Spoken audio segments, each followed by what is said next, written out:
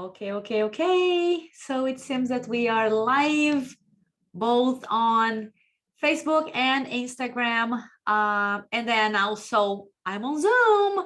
So if you would like to join me on Zoom, just let me know and then I'll share the link with you. This is like such a great opportunity to be with you. And I'm here today to discuss with you something that has been in my mind for a while. And there's no better opportunity than just like these few days before Lent, right? So you have probably seen me speak now and then, here and there, about the feminine genius, right? What the feminine genius is to me, how it makes me connect to the Lord, and then like really try to be not only a better person, but actually like a better woman, a better mom, a better wife, a better entrepreneur. And it helps me connect with my unique feminine strength that was given to me by the Lord when I was conceived, right? And this has been such a beautiful journey that I have been living. And I just wanted to share a little bit about that with you. So yes, some of you may have received my invitation to join my Feminine Genius group, which is not on Facebook. And it's not on Facebook because I actually want to bring people who do not have Facebook accounts anymore. So it will be for everyone to connect in a place where we can all be together, right? This is the goal of having a group outside Facebook, outside Instagram. However, we are going to meet here now and then, every time we can, because this is how I can actually speak to you on a daily basis until you get there. You have to be in the group so that we can do that together in the group, right? So while you're not there, I'll be here sharing this with you. And then today, as we approach the Lenten season, I just wanted to take this opportunity to come here and ask you, talk to you, share with you about Lenten practices, what we do, what people have been doing, like what I've done.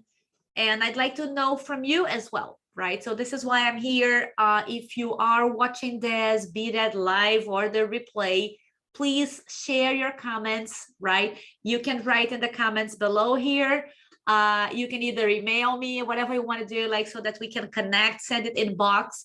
I think what matters is that we take this opportunity to grow together, to learn from others, and to literally live a better Lenten season than every year before. Because this is the ultimate goal, right? It's to grow in faith year after year, deeper and deeper, to really like not to just like get to this point in our faith and then say, okay, this is it, I'm done, I've got to this level, I'm good. I pray, I say the rosary, I fast, whatever it is, like, and then stop. The beauty of anything in life is that we can always outgrow ourselves. We can always do better and do more, right? And this is my goal this year, actually. I have had several different practices for Lent. I've given up chocolate quite a few times. Yes, I'm a chocoholic, so that does make sense that I'm giving up chocolate. I have done like oh, I am not going to gossip, I'm not going to say anything bad to anyone, I will watch my tongue all the time. I've done those things as well. I've also decided to attend like daily mass on a more organized manner, which doesn't always work for me, because like I work and then there is like, you have to make it work with your schedule, with the church nearby and all of that. So it hasn't really helped much with my Lent decisions. And then this year, something has changed.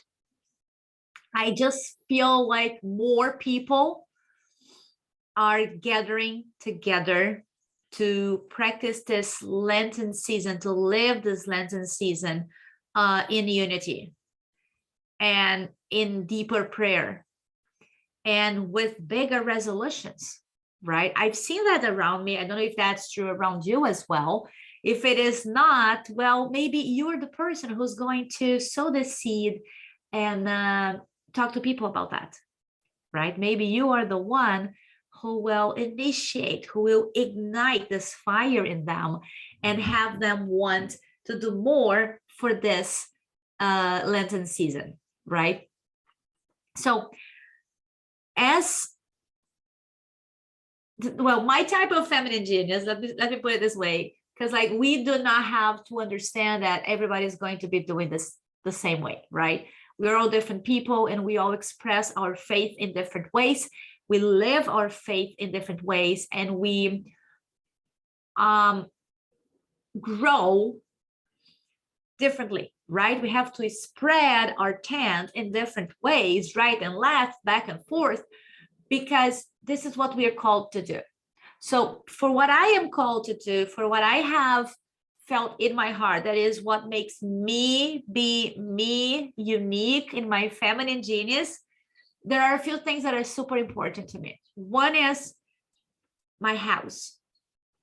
My home has to feel like it is about, something is about to change, right?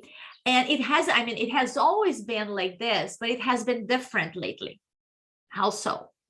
It has always been like this because I've always been someone who has lived the seasons as best as I always could, whatever season that is. Even like the secular ones, like I don't even think it's that much secular. I was born because the Lord wanted me here. So my birthday is a very special one in my opinion, my very humble opinion. So I've always lived my birthday season like to the fullest. I've always lived my daughters, my sons, my husband's birthday to the fullest, right? Also, whenever there's any type of celebration, I like to feel that around me, not only the day it's happening, not the day of, but everything that prepares for that. Same with Christmas, right? Back in Brazil, I used to have the Christmas tree inaugural day. So I invited friends over. I had a small gathering, and then we all joined, and then we were like in that expectation for Christmas that is coming, right? With Easter, it has always been the same. I've always been like part of the celebrations, but there was something that changed when I moved to the United States. And it is that it just makes so much more sense to live Easter in spring than it does in autumn. And it's a very simple reason for that. All about Easter is about renewal. It's about new flowers. It's about the birds. It's about fresh nature, right? And then when you see that in Brazil, it is autumn. And then because it's autumn, then it's like dying plants. It's like the colors are getting rusty, it's earthy tones, and it doesn't look like something new is coming. It's getting cold, so people are closing in. Whereas here, people are opening up. They're wearing lighter colors. They are like expecting spring, and it's so much more vibrant. So there is something special about living in the Northern Hemisphere, especially during the Lenten season. And I don't know if you have all ever like thought about it, but I would invite you to appreciate it in a different way, because it is like so much easier, so much livelier to live Easter where you can see renovation, where you can see anything happening like outside. I'm turning around here, I'm looking to the side because that's where my window is, and I have a tree like right here, and then there are birds like beginning, they're starting to sing, and you see that this new life is coming for real. So I've already started with all of my spring decoration, which to me is like the starting point. We are preparing for something new. So yes, I changed the decoration, like not everywhere, but like, and even here I've added like some plants already, like my husband gave them to me, but like I try to make my home be ready to receive this new moment in our liturgical year. It's about daily decisions, and it's about like having reminders everywhere in our home that this new moment is coming. It's gonna happen, right? That the Lord will rise again and again, year after year, for us to save us, right? He will die, he will rise, and then what is it that you can do? What is it that I can do to actually live it to the fullest in a way that through the way we behave, through our decisions, maybe we can invite more people to live this season the same way we do, or even better. Maybe people who will actually be models for us to grow in our faith. So this year, I have invited all of my students to join me and join. I have like two specific groups that I call like the consultants of Mary and the praying consultants, right? Or consultants in prayer. Maybe we should say that way. That we should do something together, right? So in my family, my husband and I have decided to give up wine. It's a big thing for us. I am from like southern Brazil, where they produce great wine. We are used to drinking wine like at night to celebrate life, to celebrate having a meal together, right? So because we do that on a daily basis, not daily basis, no, we don't do that on a daily basis, on a weekly basis, or like 3 to 4 times a week, let's say this, let's put it this way. It is a habit we have. And the fact that my husband accepted doing that with me, giving up wine, means a lot to me. And maybe it's the same with you, that you as a woman are the one in your household who actually brings in all of these moments for faith, for practice, for prayer, that usually men are like second to that, right? They might or not follow our suggestions, our decisions. Some will, some won't. And mine, like my husband has just accepted that. So it's a big thing. We're doing it together, right? It's awesome. So yes, from Wednesday on, there is no more wine. Most likely tomorrow, Fat Tuesday, there will be some wine to say goodbye wine. We're gonna be like saying goodbye to wine for 40 days, right? The whole Lenten season. My daughter, she's only 7. She's giving up Nutella. She's giving up Nutella. Yes, like she has to understand that it's a time of sacrifice. We are doing this little to come closer to God, who has done so much for us, who has sacrificed so much for us, right? So she's giving up Nutella, and I think it's so cute that she's doing that. I have to confess, it took me a long time to accept giving up chocolate, and she took it like super well that she's giving up Nutella. So that's awesome. She's much better than me. I'm so confident that she will grow to be a much better woman than I am, right? That's beautiful to see. And then with my students, we have decided that we are going to be fasting every Wednesday and Friday throughout Lent. So I'm sharing this with you because I've heard so many people go like, oh, I don't know what I'm doing for Lent. I didn't even know that I had to do something for Lent. And you know what? If you've never done anything, don't do anything that is too hard. Do something that will make you want to do it again next year. Yep. Do something that it is hard, because you cannot just like give up, say, I'm not going to be drinking orange juice. Oh, come on. There's so many other different juices you can drink, right? So orange juice, except if you're addicted to it, well, it doesn't mean that much. So do something that is very, very hard for you. But still something that, although it's hard, you can cope with it. Although it's hard, you're not going to quit because it's too hard. Okay. You have to start like little by little, making it harder every year, right? Showing yourself that you can, and like showing God that you're trying hard. However, if you feel prepared, if you have given up other things before for different reasons, go ahead. Like, go take the hardest one this year. Do something that is different. And you know what? We need it so badly. We need it so much.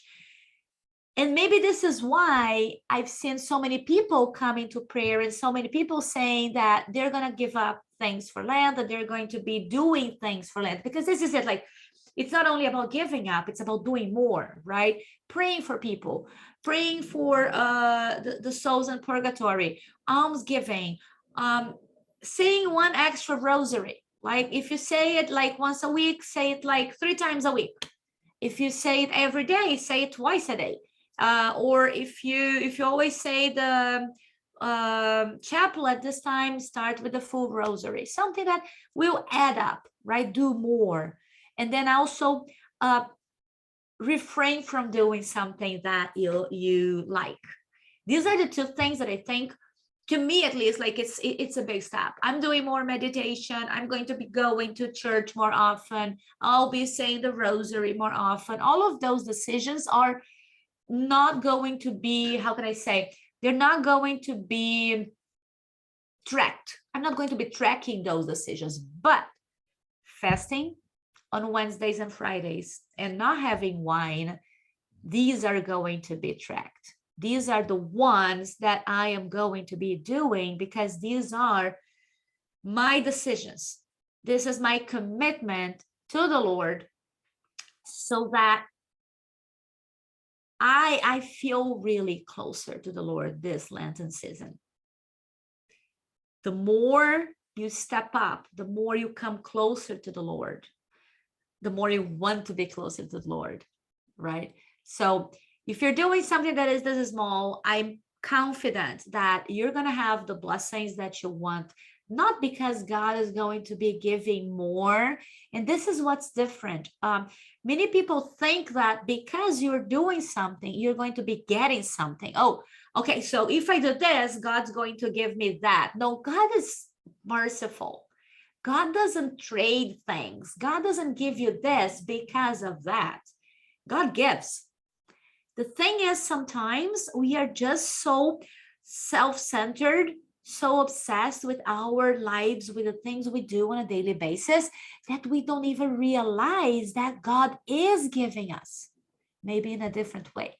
Because God's not going to give us what we want the way we want, because he knows better. He's going to give us what we need, the way we need.